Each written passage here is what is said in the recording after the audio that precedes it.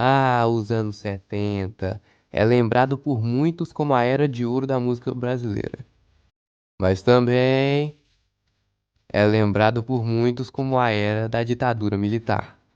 A ditadura impôs muitas regras em nosso país, e uma delas era a proibição total de qualquer produto importado, incluindo carros.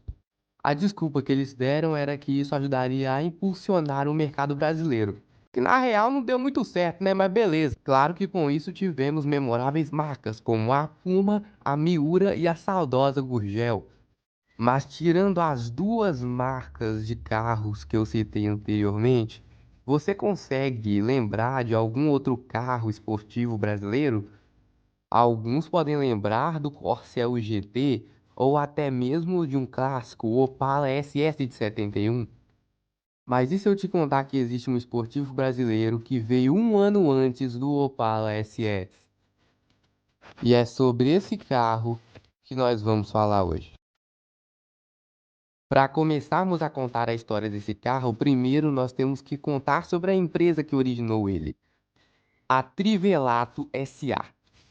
A história começa em 1909, quando nasce na Itália Ernesto Trivelato, que se muda como imigrante para o Brasil e em 1950 funda a Trivelato SA, uma empresa que fornecia carrocerias para caminhões.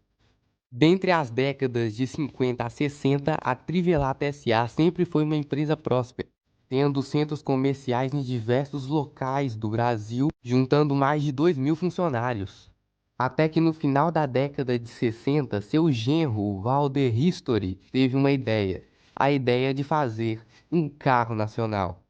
Ernesto, a princípio, adorou a ideia e juntos começaram o projeto Trivelato Shark, o veículo esportivo que marcaria sua época. Ernesto seria responsável por manter os custos de produção do veículo, enquanto History, um engenheiro formado, seria responsável pela construção do carro. O Shark não era um carro muito complexo. Ele tinha um chassi Volkswagen com um motor 1300 refrigerado a ar, do Fusca, que lhe rendiam 60 cavalos de potência. O Shark tinha uma carroceria de plástico, que recebia uma camada grossa de fibra por cima. Apesar da mecânica simples, o Shark era bastante completo para sua época, contando com painel de instrumentos completo, acabamento refinado e um teto solar duplo individual. Apesar de ter um design parecido com o Ford GT40, na verdade ele foi baseado em um carro que também foi baseado no GT40. Na verdade, o Shark foi baseado no design do Faber-Fab Avenger GT12. A tampa do porta-malas e do cofre do motor do Shark abriam de forma invertida, remetendo aos carros esportivos de Le Mans daquela época, especialmente o Ford GT. Após ser lançado em 1970, o carro foi avaliado positivamente pela revista Quatro Rodas, que declarou o carro com uma boa estabilidade e mecânica ágil. Mas então, o que aconteceu de errado com o Trivelato Shark? Como um carro que antes era aplaudido passou a ser vaiado pelo público? Bom, tudo começa 2 meses após o lançamento do Shark. Bom, após o sucesso do automóvel, começaram a surgir boatos de que o carro na verdade era uma cópia do Avenger GT12 americano. Os ataques que a Trivelato recebeu da mídia eram massivos e os jornalistas atacavam diretamente Walter pelo suposto plágio. O que a Trivelato não conseguiu explicar era que a própria construção do Shark era um acordo entre Walter e a própria Faber-Fab, que cedeu um dos seus modelos do Avenger GT12 para a construção do Shark. O GT12 foi usado de inspiração para a construção do Shark.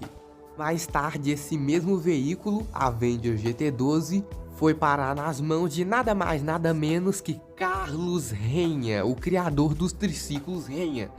Ok, idiota, mas por que a Trivelato não se retratou sobre esse caso, explicando que a Faber-Fab estava ciente desse caso? A resposta provavelmente nunca vamos saber. Com toda essa polêmica, o projeto Shark passaria a ser abandonado, e a Trivelato em seus últimos anos passaria a enfrentar problemas financeiros.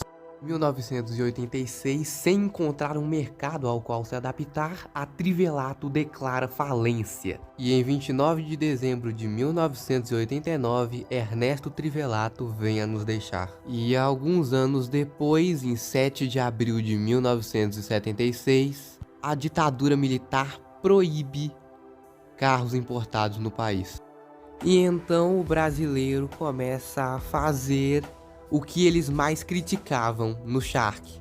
Eles começam a plagiar carros europeus, como o exemplo o Chamonix Super 90, que era uma cópia do Porsche 356, ou o Passat Sulan, inspirado no Audi 4, ou até mesmo o Monza Benz, que era um plágio do 190e. Tirando algumas exceções, a maioria desses carros utilizavam motor e chassi Volkswagen, do mesmo jeito que o Shark usava.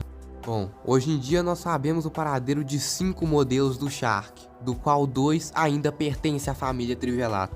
E as outras 35 unidades permanecem perdidas no Brasil esperando para serem encontradas, se é que ainda existem. E essa, meus amigos, é a história não contada do Trivelato Shark.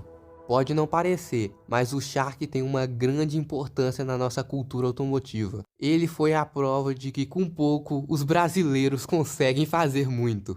E mesmo que os modelos perdidos do Shark não sejam encontrados, ele, junto da Gurgel e outras marcas nacionais, ajudam a alimentar as nossas esperanças de que um dia teremos uma montadora 100% nacional.